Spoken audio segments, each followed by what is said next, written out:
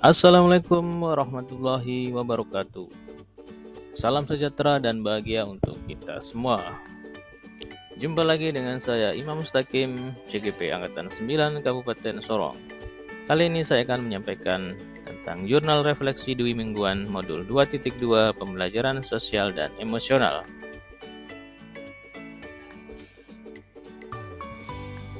Jurnal Refleksi Dwi Mingguan Modul 2.2 kali ini saya akan mengambil model refleksi 4C, Connection, Challenge, Concept, and Change. Apa itu refleksi model 4C? Connection. Apa keterkaitan materi yang didapat dengan peran sebagai CGP? Challenge. Adakah materi atau ide dari narasumber yang berbeda dengan praktik yang dijalankan selama ini? Konsep. Ceritakan konsep utama dan penting yang dipelajari untuk terus dibawa selama menjadi CGP atau bahkan setelah menjadi guru penggerak. Change. Apa perubahan yang ingin dilakukan setelah mendapat materi ini? Connection. Pada modul 2.2 ini, saya mempelajari tentang pembelajaran sosial dan emosional, yakni pembelajaran yang dilakukan secara kolaboratif oleh seluruh komunitas sekolah yang memungkinkan anak dan orang dewasa di sekolah memperoleh dan menerapkan pengetahuan, keterampilan, dan sikap positif mengenai aspek sosial dan emosional, di mana materi ini sangat erat kaitannya dengan peran saya sebagai calon guru penggerak.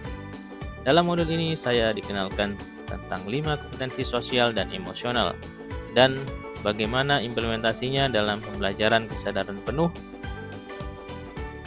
atau mindfulness dan kesetaraan psikologi atau well-being.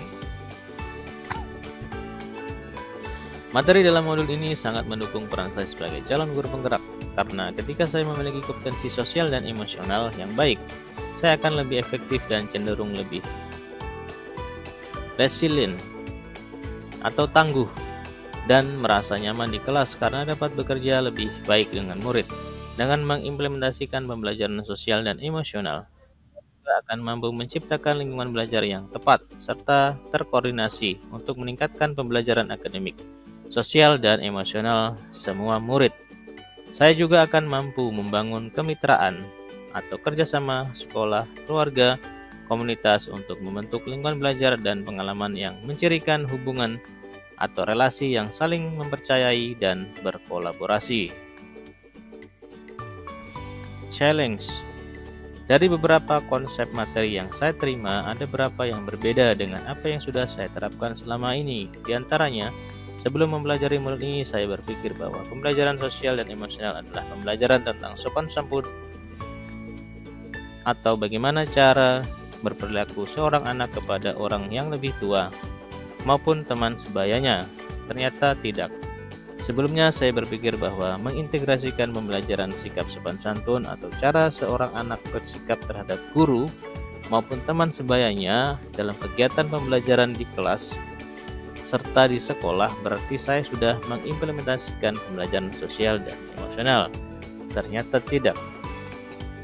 Konsep utama dan penting yang saya pelajari dalam modul ini bahwa pembelajaran sosial dan emosional adalah pembelajaran yang dilakukan secara kolaboratif oleh seluruh komunitas sekolah yang memungkinkan anak dan orang dewasa di sekolah memperoleh dan menerapkan pengetahuan, keterampilan, dan sikap positif mengenai aspek sosial dan emosional. Pembelajaran sosial dan emosional agar dapat: yang pertama, memahami, menghayati, dan mengolah emosi atau kesadaran diri. Kemudian, menetapkan dan mencapai tujuan positif atau pengelolaan diri, merasakan dan menunjukkan empati kepada orang lain atau kesadaran sosial, membangun dan mempertahankan hubungan yang positif atau keterampilan berelasi, membuat keputusan yang bertanggung jawab atau pengambilan keputusan yang bertanggung jawab.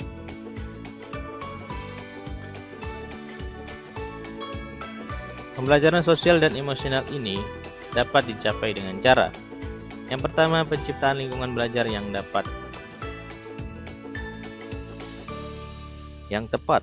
serta terkoordinasi untuk meningkatkan pembelajaran akademik, sosial, dan emosional semua murid. Kemitraan atau kerjasama sekolah, keluarga, komunitas untuk membentuk lingkungan belajar dan pengalaman yang bercirikan hubungan atau relasi yang saling mempercayai dan berkolaborasi. Yang ketiga, kurikulum dan pembelajaran yang jelas dan bermakna, dan evaluasi secara berkala. Pembelajaran sosial dan emosional akan memberikan fondasi yang kuat bagi murid untuk dapat sukses dalam berbagai area kehidupan mereka di luar akademik, termasuk kesejahteraan psikologis atau well-being secara optimal. Cheng. Setelah mempelajari modul ini, saya merefleksi diri saya yang ternyata saya belum sepenuhnya memahami apa itu pembelajaran sosial dan emosional dengan baik. Untuk kedepannya, saya akan menerapkan perubahan-perubahan baik di kelas maupun di sekolah.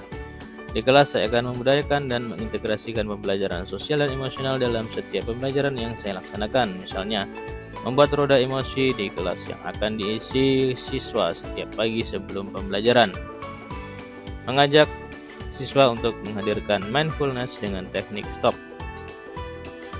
Pembelajaran dilaksanakan secara individu dan berkelompok secara seimbang, sehingga mampu mengembangkan 5 kompetensi sosial dan emosional atau KSE. Menghadirkan peristiwa-peristiwa dalam setiap pembelajaran sehingga anak akan memiliki ketertarikan dan ingatan yang kuat terhadap pembelajaran.